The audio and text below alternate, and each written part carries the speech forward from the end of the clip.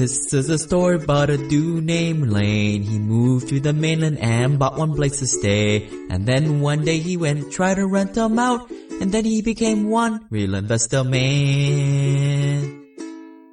Hey everybody, Lane here with Simple Passive Cashflow Podcast. I got Jorge Newbery on the line. Was looking to place my money somewhere in between deals. Somebody told me to contact George, who's out of Chicago, Illinois. He's got this fund who I got to know pretty well. And his interesting thing is that he went $17 million in the hole. So I had to get to know this guy. Bring him on. How are you doing, George? Good. How about you, Lane? Awesome. And just to cue up some of the people up there kind of taking a nap at this point, George has got a free book we're going to give away at the end to everybody who shoots me an email asking for it with their address. Now that everybody's awake with free stuff, George, how much simple passive cash flow are you making today, and how are you doing it? I invest in our fund.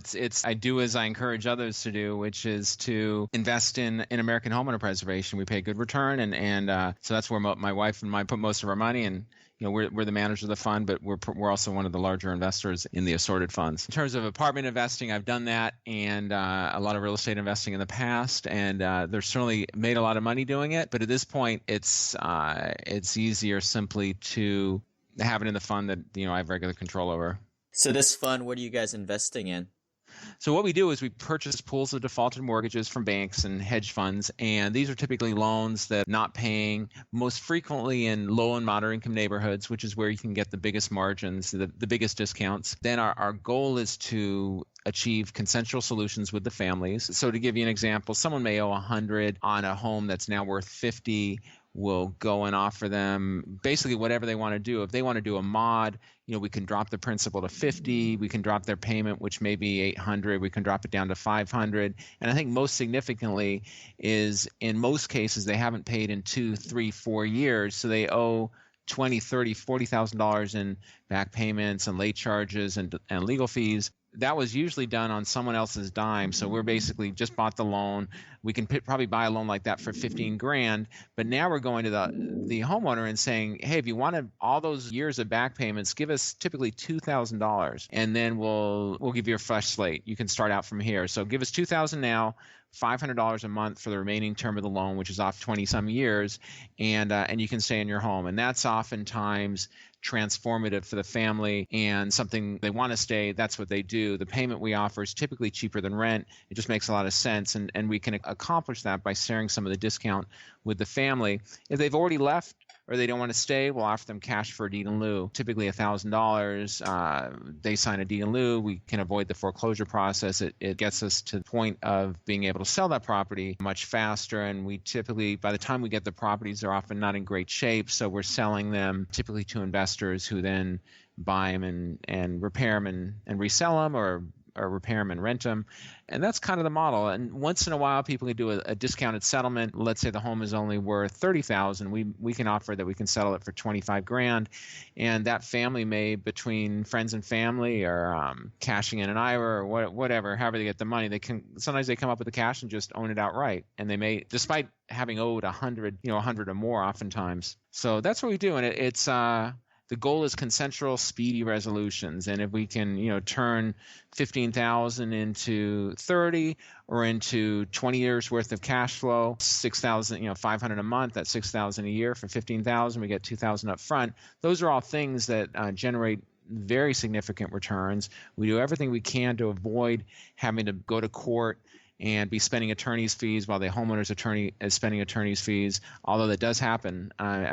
We try to avoid it, but it's inevitable in some cases. And even then, that's probably our worst option when it's we have to foreclose, and oftentimes it takes a year and a few thousand in legal fees and some property taxes that accrue. So it eats into the returns, but we still usually come out okay on there, but the returns are going to be a lot less than if we can achieve something fast in cooperation with the borrower. So you're purchasing non-performing or performing notes? Absolutely non-performing. The performing loans would be priced much higher, and they're more of a passive investment. This is an active.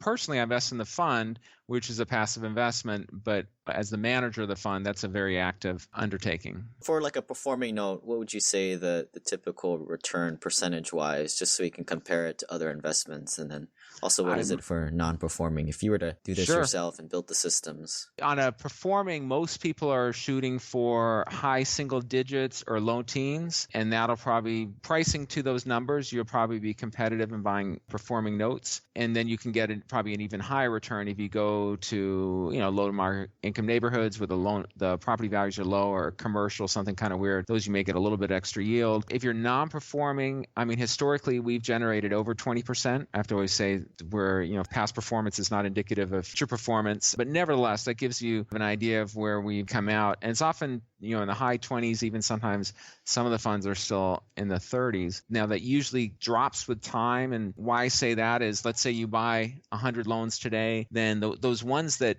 resolve fast, those returns are going to be 50, 60% sometimes, even more, especially when you factor that you put out 15 today and you get back 40 in 3 months. That's going to be just a home run, and that's going to be a huge, huge return on investment. But then there's going to be those ones that take 2 or 3 years to resolve, and those will drag the return. So the return will pop, out of the box in the first few months on the loans that go down kind of the fast consensual route. But then those ones that linger and take longer to resolve will slowly, the return will drop. But it's still, even though it drops, our oldest online fund is from late 2013, and that's still over 20%. You don't get that steady state until you get about 100 notes or so.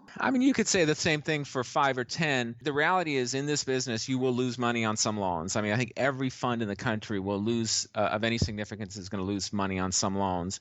As the pool gets smaller and smaller, you buy 5 loans. The problem is, if you bought the 5 loans that we bought 100 and we lose on 10, let's say, then you buy 5. The theory is you may only lose on 1, but what if you bought, what if you lose on 2? Now your returns are really going to be negatively impacted. So it really helps to do this on a larger scale and kind of spread your risk, because the investments can be in non-performing loans, can be much more hard to predict what the outcome is going to be. We do our best to try to analyze, we do our due diligence up front in terms of checking taxes, checking values, checking any code enforcement or anything, or any other city violations. Try to maybe review the servicer comments and get an idea of what's the disposition of the homeowner. Are they going to fight? Are they going to are they trying to mod with Bank of America, and Bank of America just refused to give them a mod? We show up, hey, do you want to do a mod? And they say, yeah, great. That's easy. But if they're contentious or whatnot, and, it's unknown whether they'll continue to be contentious, that's one that could go wrong. A vacant home, becomes in most cases more risky. The chances it could be worth 50 today, gets vandalized this weekend, it could be worth 30 on Monday. That is, or less. And that's a big risk, especially if you paid 25 today or 20 today thinking it's worth 50, and, someone strips all the copper and they leave the water running, and show up Monday and you're literally underwater on your investment, before you get out of the gate. And now you're having to pay for legal fees and take care of work. So those things, and kind of example has happened to us, and it happens probably to everybody who does it at scale. And we buy across the country. We get the best deal, good pricing, because big banks and hedge funds can sell to us and know that we're not care about geography. So they have a loan in Puerto Rico or a loan in Alaska, Hawaii. Well, Hawaii is pretty desirable, but Kansas or wherever, some wildly disparate places geographically, we'll buy them all. And that is something which helps us get pretty attractive pricing on these things. So I actually looked a few years back into this notes stuff. For me, it wasn't for me. I was looking to leverage and kind of do it myself with the turnkey rentals and then going into apartments now. One of the main things for me was, for a single buyer like myself, it's hard to get access to these good notes, because I guess what happens is, there's thousands and thousands of notes on these spreadsheets called tapes. And by the time you get to someone like me, there's all the crap there. Maybe enlighten us on how does the rungs of buyers get distributed, and how do you get the best pricing on these notes? The best pricing is in the bigger pools when you're coming straight out of a bank or a hedge fund that is not working these things in a really entrepreneurial fashion. So we bought from Citibank. We just did a big trade last week. It was 209 loans. We bought it from Angelo Gordon, which is a big real estate fund. And it was part of a huge pool of Bank of America loans that they bought a year or so ago, and I think they worked some, clearly didn't work the lower value ones very well. So most of these loans that could just kind of sat at their servicers for a year, and now they're saying, hey, nothing's going on with these, let's sell them. So we bought them really pretty cheap, and that's the best way, because they haven't been tended to. You can go out and, the people in their homes, no one's been working with them. You show up and, hey, I can make you a deal. They're like, great. In many cases, contrast that with you buy a loan that's non-performing from a smaller entrepreneurial fund who's kind of figured out, hey, give them a ma, give them a D-Lou.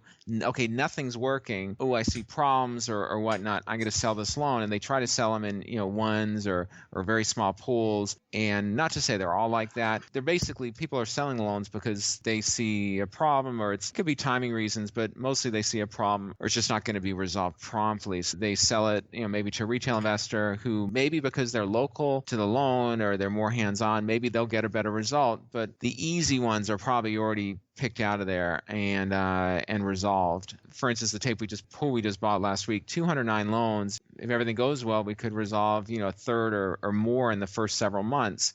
And those are the easy ones. And then the longer ones, we'll deal with them. But as you go up the food chain, it's definitely you get better deals. Before you've been into this notes, you had an earlier life. What's your Han Solo moment where you took a pivot point and got to where you are today? So here's what happened. I did probably what many of your listeners either are doing or aspiring to do, which is to buy real estate. And, in 1992, I bought a 4-unit building. A couple months later, I bought a 19-unit building, then a 60-unit building. I kept building up and up. This was in Southern California. Final building I bought in LA was 298 units in downtown Los Angeles. So I got in about to 500 plus units. And then I started buying out of state. The first building I bought out of state was 233 units in Kansas City. And then I kept buying these 200 and 300 unit complexes around the country until I bought, one of the biggest complexes in the whole country, which was 1,100 units in Columbus, Ohio. And that was, I bought it for $13.5 million, bankruptcy court auction, great location. It was an odd situation that it was primarily low-income tenants, but it backed into one of the highest income neighborhoods in the city. Unbeknownst to me, the city had kind of said, hey, it'd be great that this low-income property was not there. It was in kind of the way of some planned development. They built a VA hospital across the street. But I owned the property, and I did a good job turning it around. But then it was hit by an ice storm, and the ice storm just devastated the property. In the aftermath of the storm, I was kind of brought to my financial knees. And it was just a dramatic turnaround in a bad way. Over about 18 months, what happened is the insurance, we were well insured. We had almost $50 million in insurance, but unbeknownst to me, I'd never been involved in a massive insurance claim before, that the insurance companies, as the claims get big, they just find ways to not pay. And the goal, apparently, is to not pay as long as possible, make you file a lawsuit, and eventually, the longer it goes, the more desperate you may get and become willing to take a discounted, something less than what you're really entitled to. And that's exactly what happened here. And this is Woodland Metals, if people want to Google that, in Columbus. One of the big topics in your book, Burn Zones, that will be given away later. Exactly. That was my big burn zone. Actually, the whole book gives you the insight into the run up, how I made all the money, and the success that I achieved. And then, as you put it, my Han Solo moment, which happened when all this started collapsing. And what I made some mistakes. I was optimistic. I'm always optimistic. Which is not always good, that the insurance company would settle, like they should have pretty promptly, and they didn't. But in the meantime, I said, well, I'll borrow my other properties. At that point, I had 4,000 units across the country. And so I started taking out loans on those and using that money to rebuild Woodland Meadows with the expectation that at some point the insurance company would settle and then I'll pay back those loans. But what happened is, as it got close to a year going by, I ran out of money. I couldn't borrow anymore. I'd used all my personal money. The property still wasn't done, and there was still a long way to go. So the city became very aggressive trying to knock me out. And they because you were in the path of progress right there. Yeah, exactly. And I had no idea how, that everything was stacked against me. I was kind of naive in that regard. They tried to they said that there had 122 buildings at this property. They issued emergency evacuation orders saying that they had discovered that the prior owner had taken some construction shortcuts, and as a result, all the buildings were subject to imminent collapse, which was, it was a farce, but it was the city saying it. So I hired an engineer. He did a study and came back and said, there's no problem. So we went to court to get a temporary restraining orders against the city to stop this evacuation. And in court, the city admitted they had nothing. There was no real evidence to back up this imminent collapse theory. So they backed off, and the court said, hey, you have 6 months to fix this property, and you better work something out quick with the insurance company, and we're going to have a court monitor who's going to show up at the property every week to report back to the court and make sure you're on schedule. And so I made a deal with the insurance company, or my attorney did actually, and we settled for $32 million, which is just an astronomical amount of money. Now, the problem was it wasn't enough to fix it, and I'd already spent, I forgot that number at the time, but it was $20-ish million or more. I received the $32 million, paid back some of the contractors, and then I was using the money in a hurry to get this 6 months. I said, hey, I'm going to get this done faster. So we had like 300 people a day working at the property, and the court was coming out every week, the court monitor, reporting back to the court that, hey, we're ahead of schedule, great, everything's going great. But what I didn't know was that the city went around to HUD and said, hey, pull this guy's contracts. And so HUD came out and said, hey, there's some damages. And I said, well, yeah, it's from the storm, but you can see we're fixing it up. And they said, well, you have 30 days to fix all this damage. And this was an almost impossible request. And so I went to court and said, hey, you gave me 6 months. HUD's given me 30 days. I just can't get it done in 30 days. And so the court ordered that HUD appear and kind of justify their actions. And HUD replied that they're a federal agency and they're not responsible. They're not bound by any municipal court. So HUD pulled the contracts after the end of 30 days. They came back. They were there for about 10 minutes, and they said, oh, you're not done. And I said, no, I'm not, but I'm working. You can see all this work. And so HUD pulled the contracts. At that point, that's the point where it's really the pivot point. All the tenants had pretty much were behind me up until that point, because then HUD, not only did they pull the contracts, they came out and said every tenant there, which there are 800 plus tenants, gets a free voucher that they can take anywhere. And so at that point, everybody was no longer supporting me and said, well, I got to look out for my family and whatnot. We're going to take this voucher and move out to the suburbs, or some of them even moved out of state and took the voucher with them. And these are Section 8 vouchers. So that was the turning point. So pretty soon the city succeeded in vacating the property. I became the legal battle went on a little ways, but I was running on financial fumes at that point. I had exhausted all that insurance money. Now I still had debt on these other properties. So over the next 18 months, I pretty much lost everything. And you said earlier I ended up $17 million in debt. I actually ended up $26 million in debt. And the a lot of that was personal guarantees on some of these notes and whatnot. And as it was a shattering experience. And debt can be a great friend, because I leveraged my way through. I made some money, so I usually had good money to put in, but I took big leverage on some of these deals, big loans. That was great in the run up, but once it started collapsing, that debt adds up pretty fast, late charges, court fees and whatnot. And I was just getting default interest rate. I just got buried under this mountain that I couldn't recover from, and or I couldn't pay. So I made deals with some of the creditors. Some were aggressive, and those are the ones that if I didn't have the $8 million that you're trying to get from me, then I'm not going to be able to pay it. I never filed bankruptcy. I worked out deals with most of the significant creditors, but it was a very challenging time, and it went on for years. In fact, I'm still making payments to one of them right now, and that's so it was shattering, and it was very humbling, because I'd always been a hard worker and successful, and I look back and say all those late nights that I, spent working on these projects, traveling around the country, saying, hey, I'm building this kind of mini empire. At the end of it, I had nothing to show for it. And that was very humbling and embarrassing, really, because I was always, kind of a success. And now I was clearly a failure. And it was difficult to, reckon in my mind what had happened and where I'd gone wrong. It was just one of those things where you can work really hard, make the right decisions, make the right moves, and sometimes, other forces appear that make it so that isn't enough. So right now, somebody's probably listening out there and thinking that to themselves that they should probably not do any real estate or not use any debt. There's some checkpoints in here that you mentioned, that some lessons learned that probably could have prevented the huge collapse. In hindsight, what were some of the things that you probably should have done? One of them clearly was, the borrowing on the other properties was a mistake. The property should have stood on its own. And if the insurance company wasn't going to pay, then I shouldn't have done any work. And that would have created pressure, but it's pressure that was compounded later on. People saying, hey, why aren't you doing the work? Well, the insurance company isn't paying. And here it looked like things were going okay because I was funding the repairs from my own funds. But then I ran out of money. I should have never started that, because looking back, there were tens of millions of dollars poured into that property between the ice storm and 18 months later when it was closed.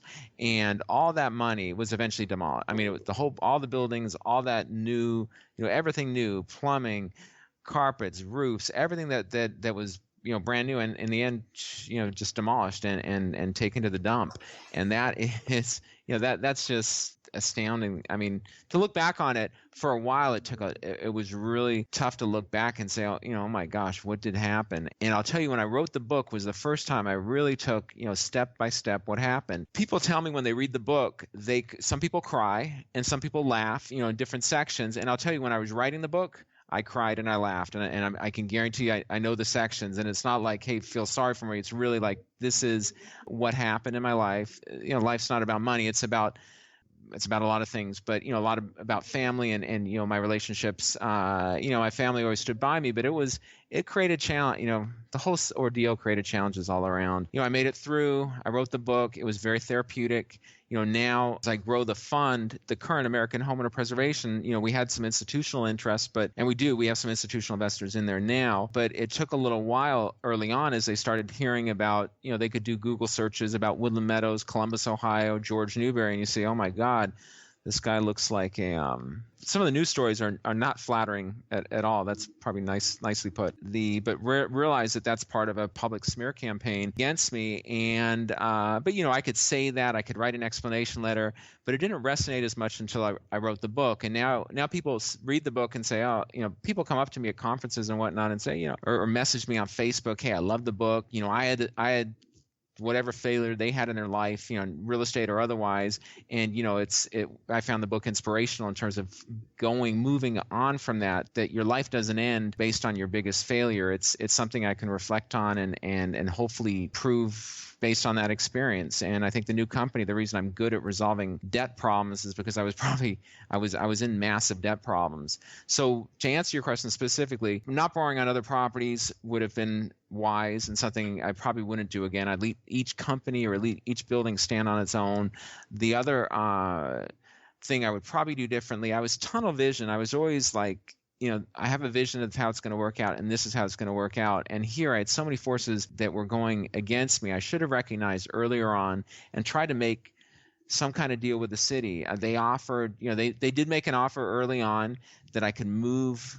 And I didn't realize why they were making the offer, but I was summoned downtown by the mayor, and they made an offer that they would try to facilitate relocating the HUD contract to another property if I could find another one in the city of Columbus, which I could have done, or several even. And then I'd abandon this property, which in retrospect would have been a good move. But the problem was that I had sold low-income housing tax credits on this property, and those wouldn't move. And I had sold those with, I was due to get $1 million a year for 8 years from the sale of those credits. And all I had to do was keep the property 80% occupied. So if I moved, I'd have lost the $8 million, but that was $8 million that I would have earned. But I'd still have, a HUD contract on some new properties. I could have used the insurance money and probably just settled with the insurance company for a lesser amount because I wasn't going to rebuild the property, but there would have still been some settlement, which I could have then used. I wouldn't have hit a home run, but I probably still done okay, and certainly not lost the millions and millions that I lost. And but it's easy in retrospect. It's kind of easy to say I should have done this, should have done that. So being open, having less tunnel vision and more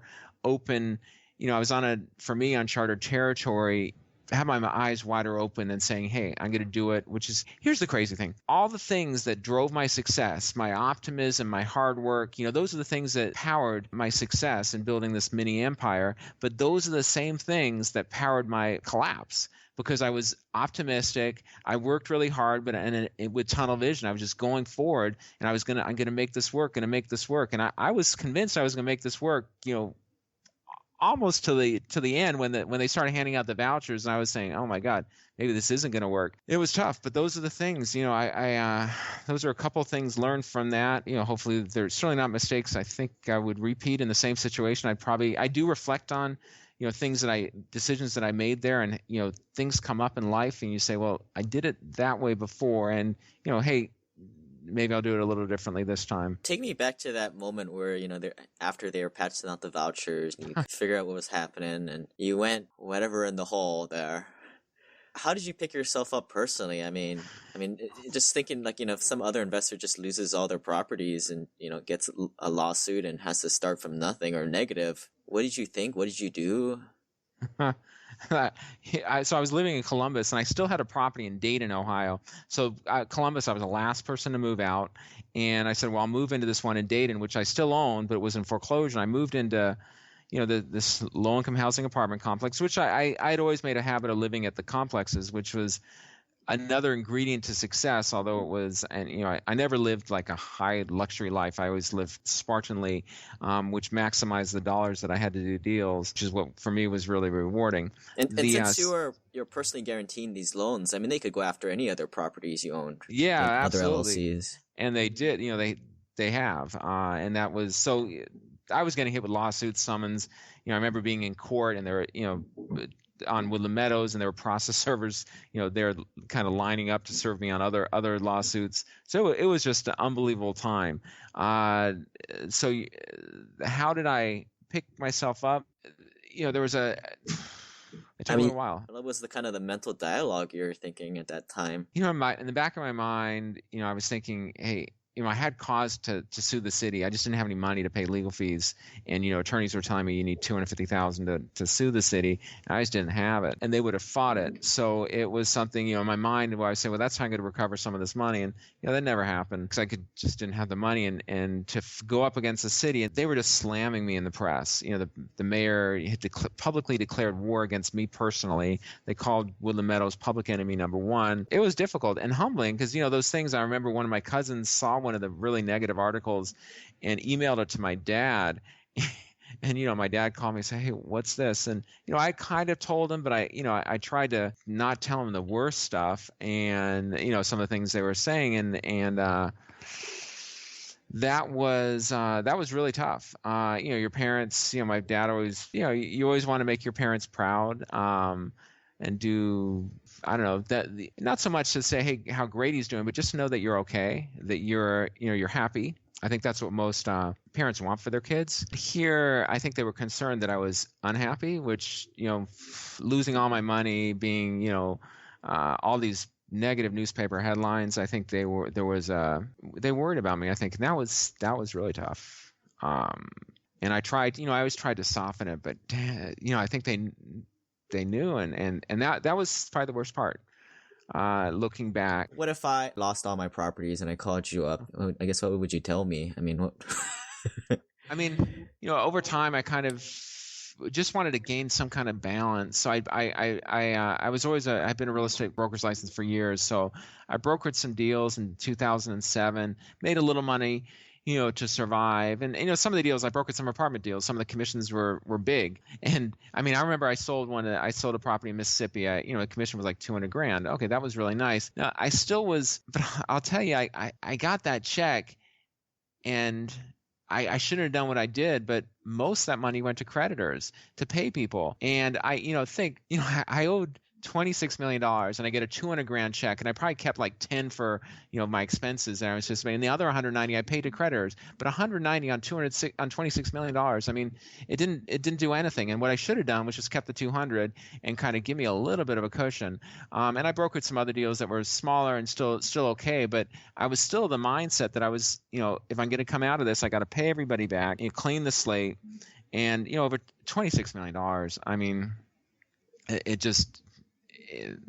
again, I was being optimistic. Probably too optimistic. So I think in 2008, I was okay. Now I some of the news was kind of getting a little bit old. Started this company in May of 2008 in a real small office. I moved to Cincinnati. I was in Columbus, and I moved to Cincinnati and then Dayton, and then I moved to Cincinnati and said, okay, I'm going to start fresh. It was me and 2 other people. I hired 2 employees, and we started this. And we started at the beginning. It was really slow. I was always optimistic it would take off pretty fast. It went kind of slow, but it gained some traction. We started making a little bit of money, and then it's grown. And then by 2011, we were a hedge fund, and then 2013 we started raising money online as soon as crowdfunding became permissible for investments. And then this last summer we were qualified by the SEC to offer under Regulation A+, which allows us to accept investments from accredited and non-accredited investors. We now have a minimum investment of $100. So the goal is to make it very, very accessible to just about anyone can invest. And that is, and even start with $100, which is people can, that's dinner and a movie for a family on the weekend. So let me throw $100 and just see how this works. And I think most people start with larger amounts, but even they start with 100, they start seeing results, and then they say, oh, this is pretty good, and put more in it, or tell their friends and family. So it's grown and it's growing. And now I really use the story of my chaos, my financial chaos, to let people know why it ties in with what I do now very, very well. And I think looking back, that the one thing, there's probably a few things, but one big thing that I came out of it is, I can buy bad debt, approach families in a manner that I can directly relate to those families. I know what they're feeling, and if I can give them a deal right up front, you don't have to fight me to get a deal. I'll share some of the discount with you. I'll make it as attractive as possible. People actually get our letters and they think that they're too good to be true, that it's a scam. Hey, yeah, right, this company bought the loan and they're going to forgive $40,000 in delinquency for $2,000. That's too good to be true. It goes in the trash. That's one of our, it's funny that we actually, our deals are sometimes, people don't, they don't realize that we probably just paid $15,000 for your $100,000 loan. So we can, by taking that $2,000 and $500 a month, we're making money, but it's not evident. People sometimes think it's a scam. No, that eventually most of them come around because we may have to start serving some kind of legal notice, beginning of starting foreclosure. They don't respond to work with debtors, but until you've actually gone through it and you know exactly what they're feeling, and you know that the people they're lying in bed at night, tossing and turning, can't get to sleep. I used to grind my teeth, which is, I never ground my teeth before this. I haven't since, luckily. But during that period, I was grinding my teeth. And grinding my teeth, like not just like a little bit, like bad enough that a couple of years ago I could afford this surgery that to kind of repair some of the damage. It's not a good thing, but it's kind of like I went through it. I wanted to repair it as best I could. I had this gum graft surgery where they kind of repair some of the damage from that. But it manifests itself in all kinds of ways, and I can relate because this country right now, I'm going a little off topic, but the country right now is very challenged. A lot of people having trouble finding work, or having trouble work that pays the money that they think that they're accustomed to living on. For the majority of Americans, wages are either flat or have dropped, and the cost of living continue to go up. So that presents a huge challenge for many, that these people who the majority of Americans who, I think the statistic is 76% live paycheck to paycheck, 43% spend more than they make. Those are horrifying statistics in this country, where there is so much wealth in this country, but it's so concentrated in the top. And I think that's, for your listeners, the opportunity to go on your own and kind of create your own destiny.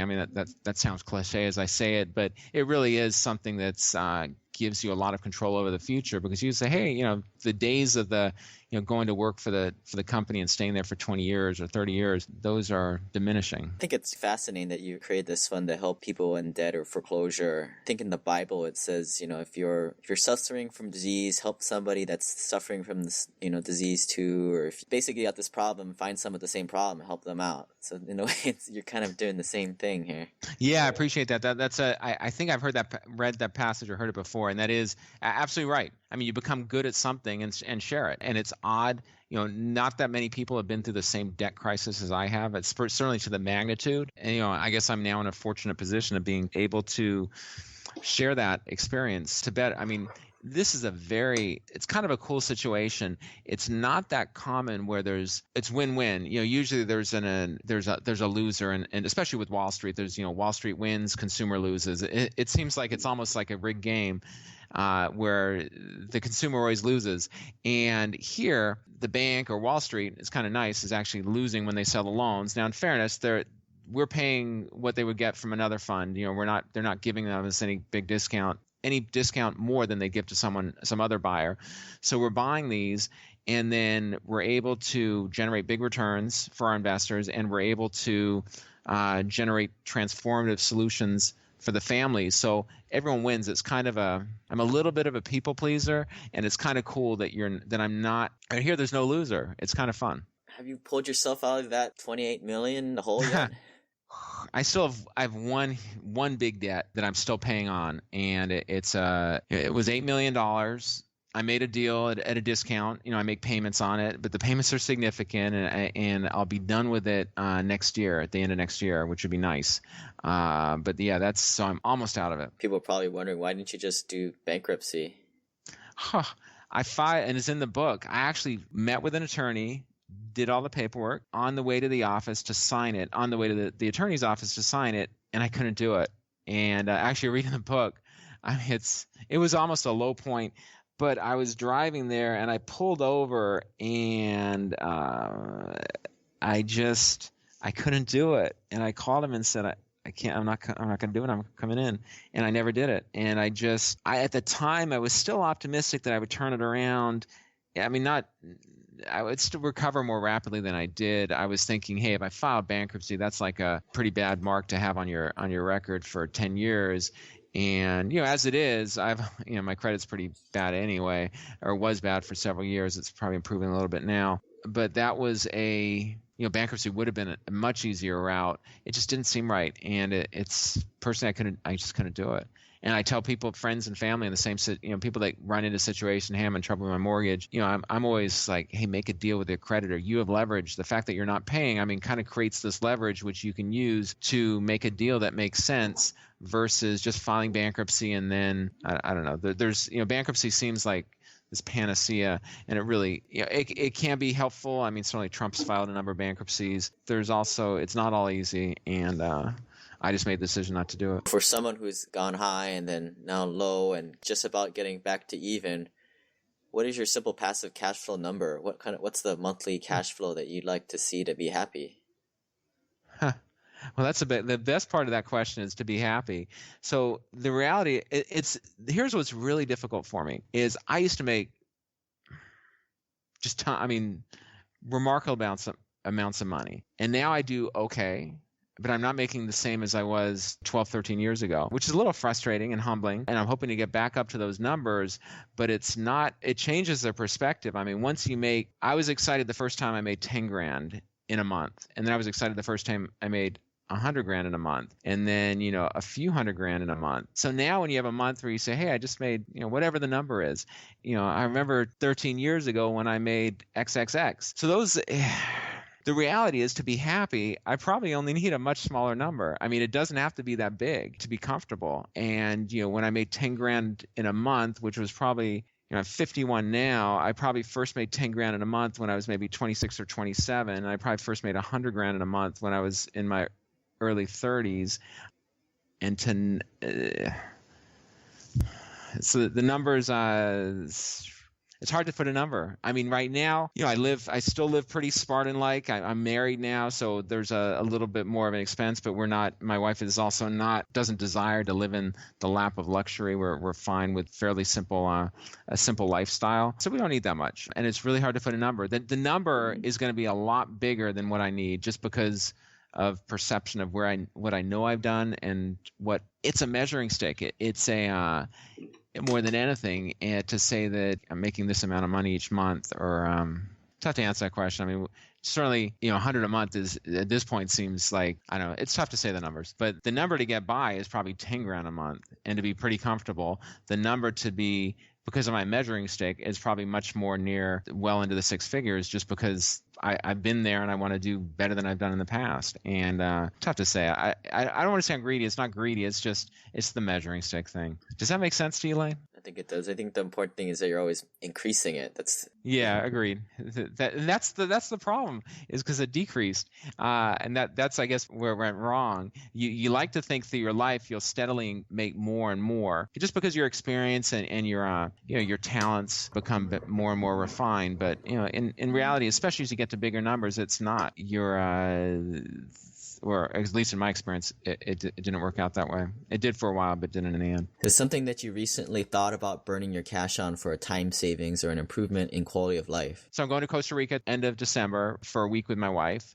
We're staying at a nice hotel, but still the whole thing is going to be a few $1,000s. When we go on trips, we go hiking, which you can't even spend that much money hiking. You take some oranges and some figs or dates or something like that. You're not blowing the cash. But I guess we stayed in like a 4-star hotel, which was a couple $100s a night. I would be tempted to stay in like a slightly more affordable hotel, and $200 a night. I mean, $200 a night. $200 a night for me is a lot. I'm just like, oh man. But my wife, no, so that's one thing. I guess from our perspective, we're actually splurging a little bit, even though it really doesn't seem like it. But God, we don't have a car. We walk to work. We live right near work. Our apartments where we live is pretty decent. I mean, it's nice. But God, my wife, I'll tell you, my birthday, Christmas, she's saying, what should I get you? And she usually comes up with good things. Last year, she came up with, it was like a home run present, but it wasn't that expensive. She got me dual monitors for my, when I work at home. I have dual monitors at work. It's great. And she got them at home, and that was a very thoughtful gift. I hadn't even thought about doing it, and it just makes it much more efficient to work. The year before, she got me a coat, a nice coat, probably $700 from Brooks Brothers. So we're not exact. So I don't even know. If I had more money, and it's not even having more money, it's really if I can manage my time better, which is probably hiring more employees and having more free time. So more free time to spend with my wife, family, doing things I like. I run a lot with friends, more hikes on the weekends, more getaways. That would probably be personally the most rewarding. That would be something that I would strive, and I am trying to strive to do to have more, we have a decent sized team here, but to make sure that to get me out of doing some of the stuff that I don't have to do and free up my time, that would probably be the most valuable gift. Actually, that's, somebody, I'm not sure who said it, but there's, the most precious gift is, and your most valuable possession is time, not money. And, so how much time you spend with your family, how much time you spend with friends or doing things you like, that's the most valuable possession. And that's, so can I create more time, and can I spend money to create more time, or can I build efficiencies in our business or hire people with different skills? Those are things that I guess I'm really focused on doing. And if I had more time, that would presumably, and I think it's not a presumption, I think it's really would lead to a richer life. Are you the person calling up the mortgage people and negotiating their loans? No, I'm not. Luckily, I at the early on I did that, but as now I've built a kind of a formulaic strategy that others can execute. So I get involved when there's a problem, and even then I shouldn't, but I do. And we're actually just having this discussion today. So these loans, look at them. If you buy 100 loans, you put them on a conveyor belt. 85 will get to the other side and kind of go down the pathway. There's an established set of guidelines that the team knows what to do. Now, the problem is about 10, 15, maybe even 20 loans will drop off the conveyor belt. And these are the ones, and once they drop off, they're just stuck. And those are the loans that have issues that I get involved with. So I get involved with the problems. And what I'm trying to do, and we were discussing that this morning, is how, and I need to do this, is I need to take the strategies for those, what are the most common reasons for those loans falling off the proverbial conveyor belt, and then design kind of template formulaic strategies to get those back on the conveyor belt. Like an exception protocol or something. Yeah, exactly. So I can establish that protocol and train someone to do that, then 80% of those will get back on the conveyor belt and someone else will be running them instead of me getting involved in those. And then there'll be the final ones, which are just big problems, which then I would work on just the smallest ones, which would free up my time, because I do spend a disproportionate time on these loans. There's some that have big problems, and I'm pretty good at solving them, but I can share that knowledge and actually give someone else that and free up my time to do other things that are probably more valuable to the company. All right, so time is the most important thing. Absolutely. So our last question here is, so Tony Robbins identifies two large concepts that we're continually struggling to gain perfection in. The first is the art of fulfillment, and the second is the science of achievement. So if you died tomorrow and I were to email this to your kids a couple decades later, at that point they would actually listen. What would be first the secret or hack to the science of achievement? How do you achieve the things that you have been doing? Hard work and focus. Here it is, probably hard work, focus, and optimism. Those are probably the three biggest ingredients. And you kind of have to have them all. So you have to work hard. There's no real way to succeed without doing that unless you were born into wealth or marry wealth. But if you're self-made, you have to work hard. And that doesn't mean like slaving away working 18 hours. That means working diligently and predictably. The optimism, to embark on any kind of entrepreneurial business, you always have to be optimistic, because there's going to be times when things aren't going to be that comfortable, things aren't going as planned, and you need to still be optimistic that, hey, I can get through this. There's the proverbial burn zone. You're tested for a period where things are going wrong and not according to plan. And how do I get through there? And you're going to stay optimistic to do that, and you're going to be working hard. Another one would be patience. To be patient is probably huge, because things never happen as fast as you want. And if you say, hey, I'm going to be a millionaire in a year, and you're not, but you made some progress towards there, then give it a little more time. And those are things where people set sometimes unrealistic goals, or even if they're realistic and they don't kind of work out as planned, then you want to be able to have the patience to endure and get to the point where you do succeed, or you get at least most of what you wanted. So those are those are a handful of ingredients to success. Now, fulfillment is different in some respects. Maybe it's a byproduct a little bit of that achievement, but being content, this is a struggle for me, and especially due to what's happened in my life, to be content and say that I'm happy with where I am and where I'm going and what I've done. I certainly would tell my kids to do whatever they really enjoy doing. If you have a job you don't like, don't stay there, no matter how well it pays. But if you find something that you're passionate about that can make you a living, do it. And even if it's the oddest, you don't have to go into real estate or securities or something where you say, hey, or being an attorney or a doctor. You can be a success at anything and actually probably make pretty good living at just about anything if you work hard and you become very good at it. They're not always predictable ways to success. So do what you like, because really you get to the end of the day or the end of life and you look back, and if you have a bank account with $1 billion in it, at that point, who really cares? There's a really good book called something about dying, a nurse who worked in an elderly home, and they were the 5 things she learned from the dying. And one of them was, not spending enough time with my family. I wish I had taken more chances and followed kind of their dreams or their passions. These are things, it's predictable. It shouldn't surprise us. But despite knowing that, a lot of people end up saying, well, I'm comfortable enough where I'm at. I may not be that satisfied. It may not be that fulfilling, but maybe I'll start something new next year or next month or in a couple of years, or I'll do it as soon as I get $10,000 saved or $100,000 saved or $1 million saved. There's a point at which you have to say, well, I don't have everything I want. Everything isn't quite aligned, but I have enough that I'm going to take this step.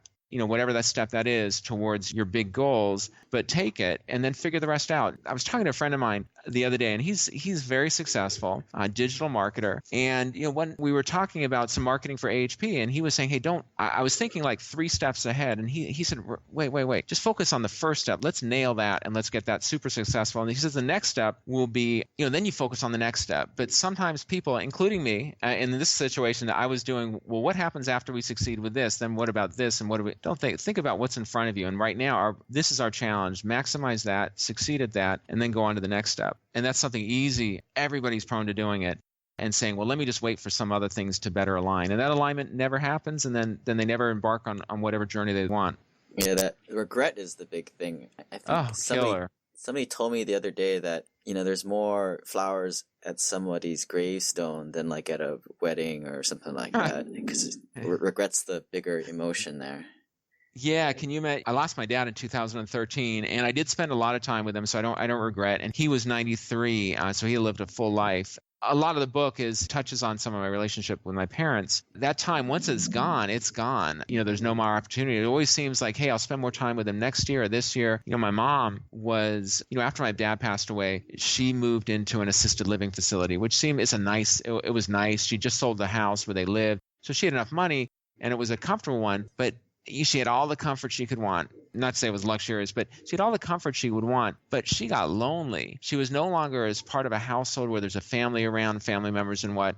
People would go and visit. I would visit. My siblings would visit. But it wasn't the same. Earlier this year, she was kind of not doing that well. And I thought it was a lot of just being lonely.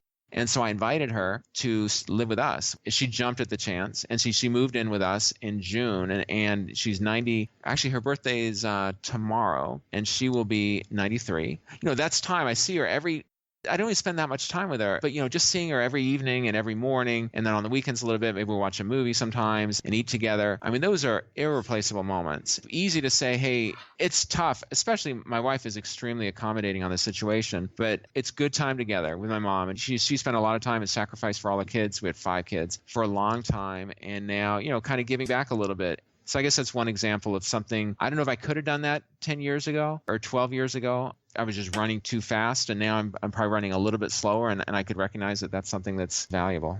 All right, George. So anything we miss, you want to give out your contact information? Sure. So if you have any interest in learning more about American Homeowner Preservation, you can go to ahpfund.com. The name of the company is American Homeowner Preservation. Again, ahpfund.com. We welcome you to invest. We welcome you to invest with $100, and you can be non-accredited or accredited. Everybody's welcome. The book is Burn Zones. I made a deal with Lane. We're going to give all the listeners that are interested a free paperback copy. We'll mail it to you. Contact Lane, and then he'll get us the addresses, and we'll ship it out. You can look on Amazon. It has some great reviews, and I think it's something that hopefully you'll take away some knowledge and enjoy the book. Shoot me an email, lane@simplepassivecashflow.com, and let me know how things are going, how I can help you guys.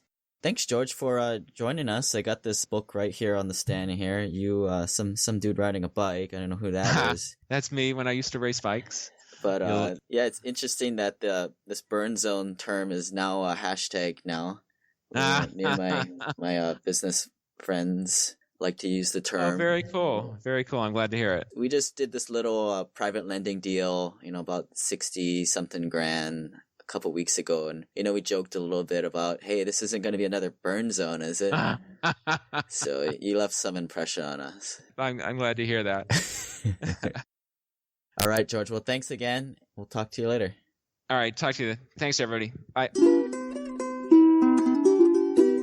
This website offers very general information concerning real estate for investment purposes. Every investor situation is unique. Always seek the services of licensed third-party appraisers and inspectors to verify the value and condition of any property you intend to purchase. Use the services of professional title and escrow companies and licensed tax, investment, and or legal advisor before relying on any information contained herein. Information is not guaranteed, as in every investment there is risk. The content found here is just my opinion, and things change, and I reserve the right to change my mind. Above all else, do your own analysis and think for yourself, because in the end, you are the only person who is going to look out for your best interests.